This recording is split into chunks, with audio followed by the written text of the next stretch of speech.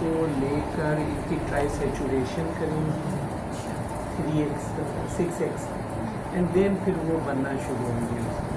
अब 200 तक बनाना होंगी। सही है, 200 की एक ही डोज काफ़ी हो सकती है। नंबर 1 पेन नहीं है, अगर सीवियर पेन है बस पेन यानी थोड़ा सा भी मूवमेंट करें या चलने की कोशिश करें पेन। तो ये बहुत चैलेंजिंग कैसे, लेकिन I will try to treat.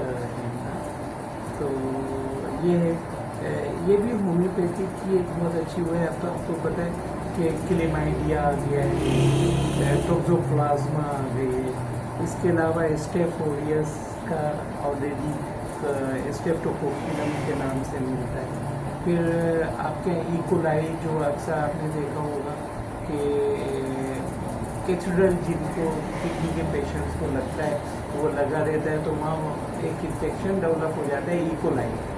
तो इकोलाई चूँकि एंट्रोबैक्टीरियस ये यानी इंटेस्टाइनल नॉर्मल फ्लोरा है, लेकिन जब ये यूटीआई करता है और अगर ये रेजिस्टेंट हो तो बहुत मसला होता है। तो ये अच्छा ट्रीट हो सकता है। हमारे यहाँ इकोलाई का नोसोड भी अवेलेबल है।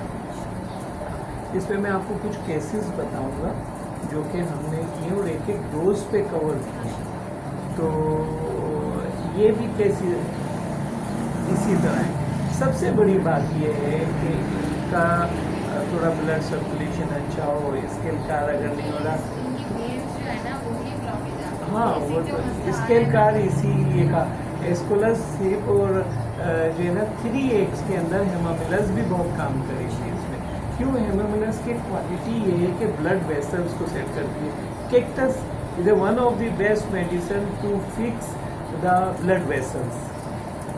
कैक्टस के लिए तो हम ये कहते हैं कि ये एक ऐसा मजदूर है जो कि अपने टूल लेके आर्टरीज में चला जाता है ब्लड वेसल्स में और वहाँ करेक्शन करना शुरू कर देता है, और वो किडनी की यानी कि नेफ्रोसाइट्स में हो या जो है हार्ट की तरफ या न्यूरो।